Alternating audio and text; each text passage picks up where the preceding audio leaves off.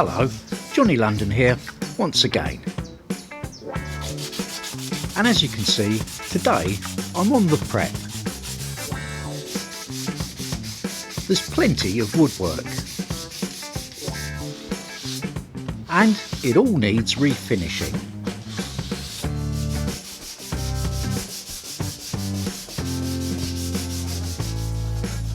And yes, I'm being a bit thorough.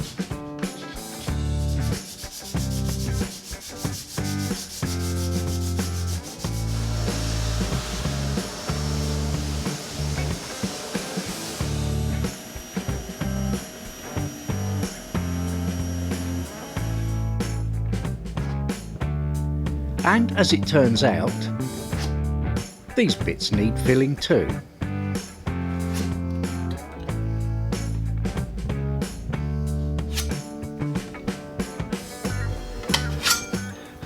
Well, the new radiator's arrived, which is good, but needless to say, I wasn't that lucky with where the fixings are going to work out, so I've got to cover up the old ones and do some new ones. In the meantime, I'm going to crack on while this is drying, this filler here, and we'll put the tails into the new radiator.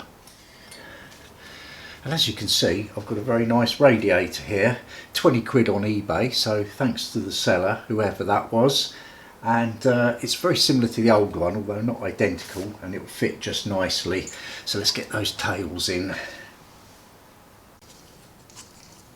The threads on these are quite coarse, so plenty of PTFE tape is required.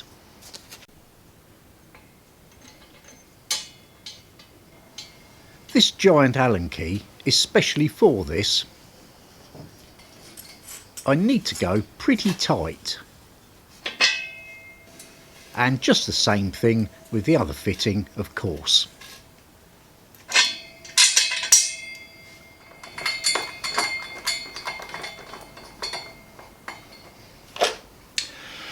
I'm just playing around with the radiator now. I've bolted it onto the pipes and supported it underneath those for the moment, only loosely, just so I can mark out where the new mounting holes are going to go.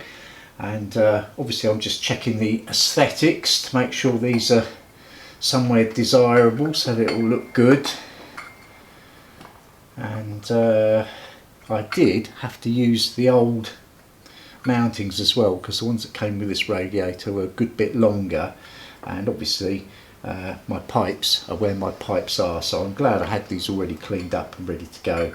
And I think, as I can see there, I've more or less got that how I want it. So what I'll do in a minute is I'll just sort of double check my measurements and then sort of mark the wall, and I can make the holes now.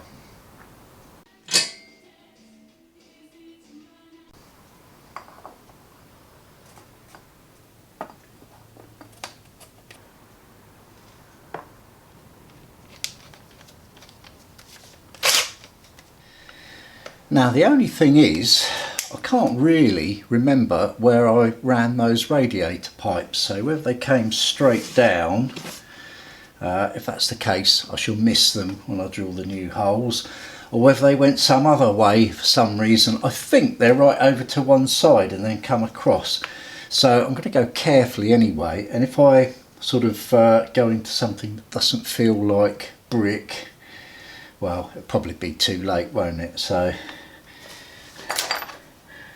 let's see what we see.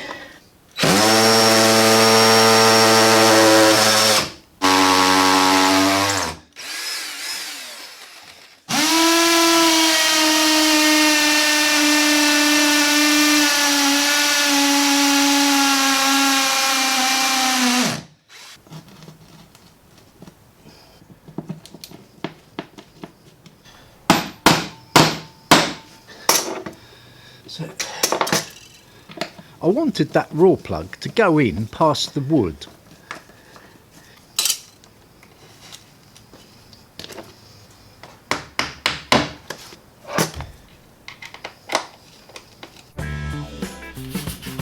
Now these can be sanded in.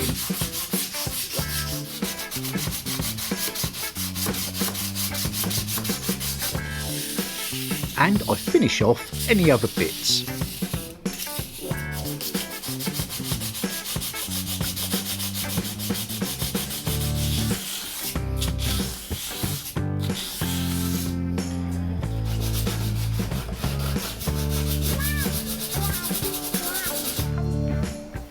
and I can get a bit of undercoat on too.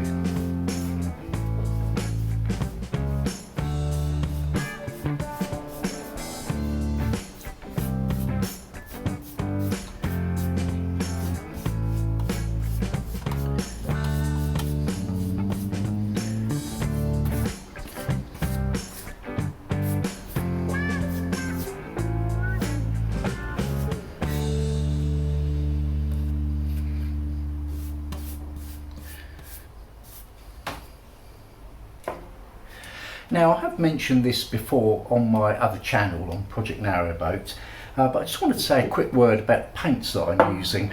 Now, nowadays most paints are water based. The oil based ones are there, but they're sort of quite hidden and they're sort of being phased out. So if you go to the shop and just pick up some paint, it'll probably be water based or acrylic.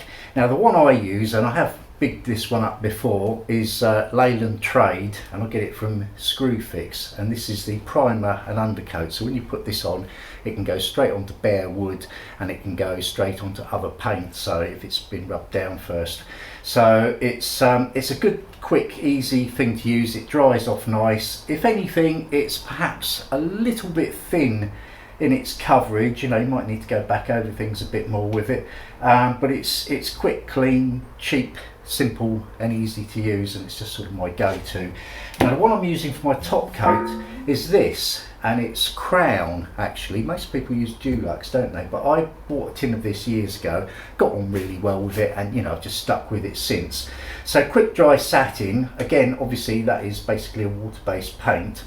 And in common with the undercoat primer, it's quite quick drying, and that's the thing that makes it difficult to use.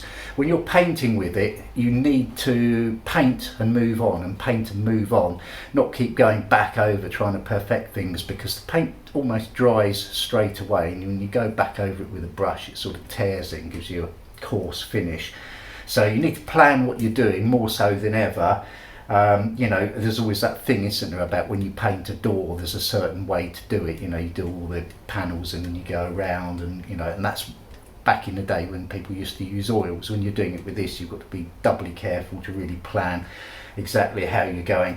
Now this will be the top coat. I'm not quite ready for that yet, got to go all over this a bit more still, but as you can see, I've been filling, tweaking and sort of twidgeting away, just trying to get it as nice as possible, because I do hate to end up painting something and then see a bunch of imperfections that I wish I'd dealt with at the time. So I'm gonna go over it and go over it again and go over it again. I've used a similar strategy on the door frames in here that I've redone. I did do them originally back in the day, but obviously since the place has been rented, it's got knocked about a bit, and I spent a long time sanding and filling and tweaking and using my primer undercoat and then using this top coat. Door frames are quite easy to do in a sense, because you just keep going. You can start somewhere and keep going round and don't go back, and you get a good finish. But that's all I wanted to say. The modern paints, they're quick, clean, easy to use, and they don't smell. You know, you just wash the brush off in water, but you do have to be a little bit fly with them when you're on the go. So let's have a look at those door frames now, and you see the kind of finish you can get if you're as good at it as I am. The main parts of the door frame are original to the building.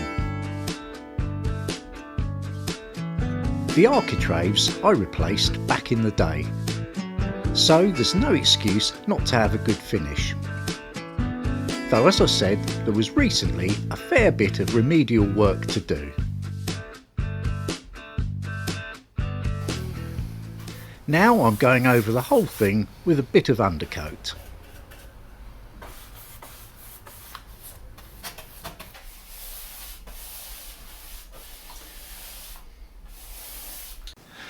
Well, I'm just about ready to give it a top coat now. I've done plenty of prep, undercoating and tweaking and undercoating and a bit more tweaking. I've got it all perfectly white, all perfectly smooth, all the little imperfections are filled. After all, if you're not going to do it well, then why are you bothering in the first place? So it's time to give it a bit of top coat. I shall do one sort of fairly generous coat. Hopefully that will be enough.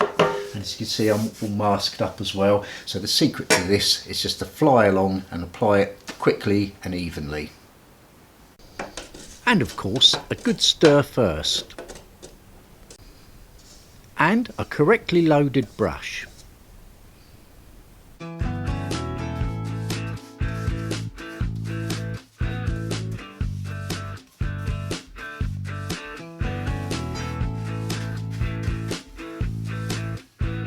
As you can see, I'm flying along.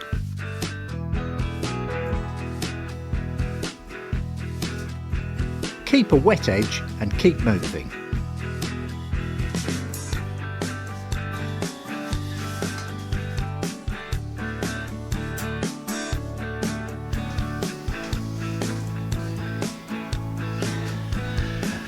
Of course, the last time I did this was before I put the toilet in. There was a bit more room then. You need to take the masking tape off as soon as you can, before the paint hardens.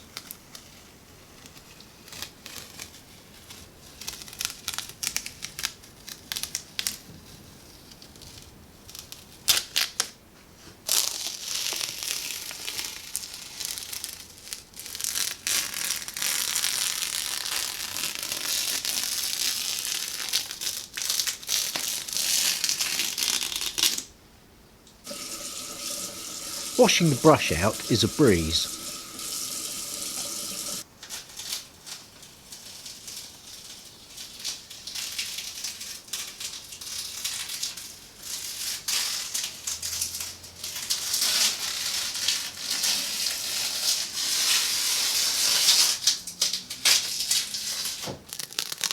And for today, that's where we'll leave it. See you next time.